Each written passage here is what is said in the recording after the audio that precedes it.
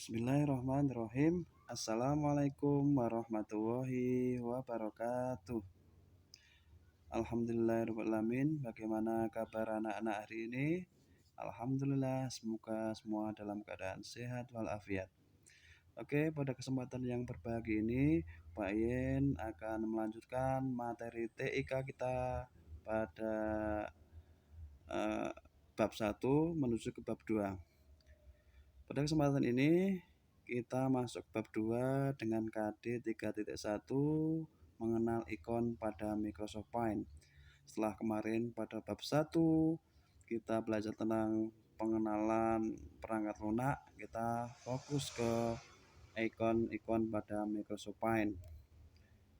Oke, anak sekalian, yang pertama, ikon apa yang harus kita ketahui?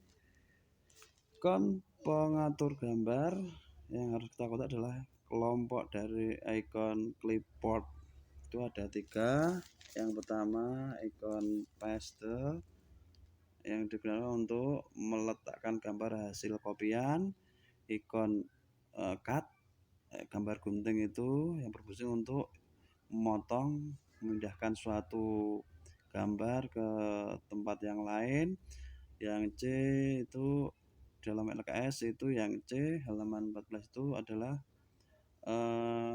untuk menggandakan gambar yang setelah dipilih sebelumnya. Nih, ikon Microsoft Paint. Lanjut anak sekalian, kelompok berikutnya yang harus kita ketahui adalah kelompok image. Yang dalamnya ada 4 buah ikon. Yang pertama ikon select untuk memilih atau menyeleksi gambar. Yang B ikon crop. Nah, crop itu berfungsi untuk memotong gambar. Resize, ya itu juga untuk mengatur ukuran gambar. Rotate itu untuk memutar gambar. Jadi antara crop dan cut itu perintahnya hampir sama, cuman kalau crop itu bentuk medianya kotak. Ya, kalau cut itu bentuk medianya kalimat biasanya. Gambar pun bisa juga. Oke, lanjut berikutnya adalah kita mengenal ikon berikutnya adalah kelompok dari ikon tool.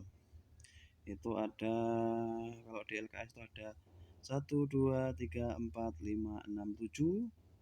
Bisa dilihat di LKS halaman 15. Kalau di sini pun hampir mirip ya. Yang pertama di LKS pensil untuk menggambar bebas, itu ada pensil. Nah, manual bebas. Yang B adalah fill white color, adalah untuk pewarnaan, ya, mewarnai sebuah media atau bangun nanti dari shapes. Yang berikutnya attack huruf A itu fungsinya untuk membuat kalimat pada gambar.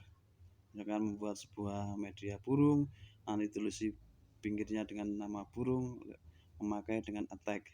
Berikutnya adalah eraser untuk menghapus gambar. Misalnya gambarnya tidak sesuai, bisa kita hapus dengan eraser, ya, bentuknya seperti penghapus.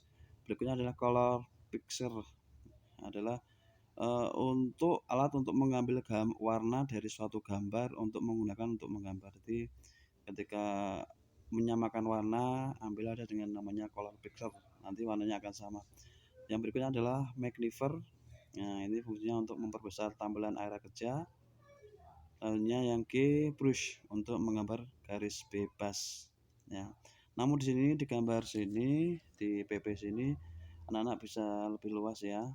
Nah, ada lagi nanti ada namanya rectangle, ya, ini adalah perintah-perintah yang sering keluar pada Microsoft Paint. Lanjut anak sekalian, berikutnya adalah kelompok 4 adalah kelompok shapes. Shapes itu adalah bangun-bangun datar atau media utama ketika membuat sebuah gambaran pada shape. Kalau untuk orang-orang pemula ini makanya adalah shapes, karena membuat lingkaran, membuat segi 4, arah kanan, kiri, atas, bawah itu sulit ketika melakukan dengan manual. Makanya lebih pas, lebih tepat memakai ikon shapes. Gambarnya lebih presisi dan tepat. Berikutnya adalah kelompok color, itu fungsinya adalah pewarnaan. Nah, mewarnai sebuah media gambar yang sudah kita buat nanti agar terlihat lebih bagus, lebih indah, kita dikasih pewarnaan dengan kombinasi-kombinasi yang kita inginkan. Lanjut, yang berikutnya adalah ikon terakhir yang wajib juga kita ketahui adalah ikon file. Di menu file itu ada yang namanya new. Kalau di LKS halaman 16 itu ada 7 buah icon yang harus diketahui. Yang pertama new, open, save, save as, print, dan set as desktop, background, dan exit. Yang new itu untuk membuat lembar kerja baru, open untuk membuka gambar yang pernah disimpan sebelumnya, save untuk menyimpan, save as untuk menyimpan dengan nama yang berbeda, print untuk mencetak gambar, set as desktop untuk menampilkan gambar yang telah kita buat di background sebuah komputer. Yang terakhir ada exit untuk menutup aplikasi Paint. Oke, demikian anak-anakku yang dimuliakan Allah. Kiranya cukup sekian yang bisa Pak Ian jelaskan, semoga bisa paham. Kalau lebih lebih pahamnya sebenarnya harus praktek juga. Kalau di rumah ada komputer bisa belajar sambil didampingi orang tua. Oke anak sekalian, dari Pak Ian sekian, banyak salahnya mohon maaf. Wassalamualaikum warahmatullahi wabarakatuh.